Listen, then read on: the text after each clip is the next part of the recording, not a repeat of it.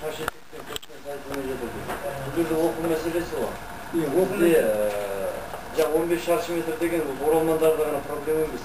Жазыратын Қазақстанның бүкіл азаматтарында проблема болып отыр. Өйткені барлығы жұмысты Алматыдан тапқан, Алматыдан нан табу кішкене болса, басқа жақтан тапқан ақшасы да көп болғаннан кейін барлығы осы жерге келіп отыр. Содан кейін қойылған кедергі болатын әдейі. Көп тіркеудің алдын ашу. Ол заң орындарына қатысты. Ал негізі оқу мәселесіне айтатын болсақ, мына біздің қазір министрлікте білім және ғылым министрлігінің мәселесі емес қой деп. Бірақ негізінде бұл түпкілікті солардың мәселесі болу керек. Неге? Өйткені қазір білім және ғылым министрлігінде бөлінетін мемлекеттік гранттардың ішінде мақсатты гранттар бар. Мақсатты деген, егер сіз білім және ғылым министрлігі осы салада оқысын дейтін болса, ол адам емтихансыз қабылданады. Міне егер квота мәселесі болса, мына мемлекет бюджеттен грантта оқып жатқан балаларға, бюджетсіз оқып жатқан балаларға, ақылы бөлімде оқып жатқан балалардан 70-30% олар артық ақша төлейді. Егер мәселе мысалмен айтсақ, ақылы түрде 500.000 теңге болса, ал республикалық бюджеттен бөлінген жаңа мемлекет грантқа 750.000-800.000 теңге көлемінде ақша бөлінеді. Яғни көп.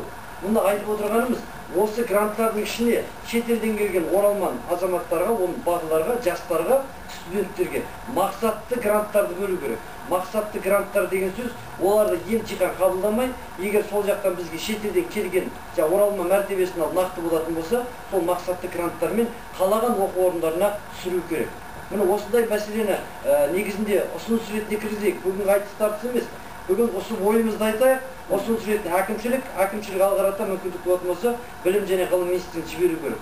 Сонда қараңыздар, мақсатты гранттар 3000 болатын болса, ол гранттарды бөледі. Ол міндетті түрде гранттарын алған, грантқа ие болған бала оқу орнын таңдайды дейтін болса, онда тағы да проблема шығар.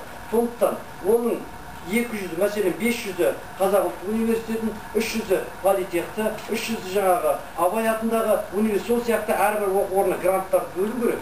Сол гранттар бойынша олар емтиханға, балалар келгендерді емтихансыз қабылдайтын болса, дайындық курстан шығар. Дайындық курсы. Дайындық курсынан кейін, сол жерде оқығаннан кейін, әрі ол ары қарата сол университетте білім алып дипломға да ие болады. Мақсатты гранттарды біз көбейтуіміз керек. Білім және ғылым шешетін болса, менің бір ұсынысым осы айтарым. Содан кейін, айтып отқан дұрыс, осы студенттер жатақхана алғаннан кейін, сол жатақхана тіркеу арқылы, тіркеу арқылы біз азаматтық беру неге тиді? Ол жер тағы бір проблема бар. Өйткені оны тек қана біздің қазақ бауырларымыз емес, шетелден келген Қытай, түрік, басқа Иран әр жақтан келген түрлі ұлттар бар ғой. Басқа этностар бізге келіп жатқан басқа мемлекет, әсіресе Қытай.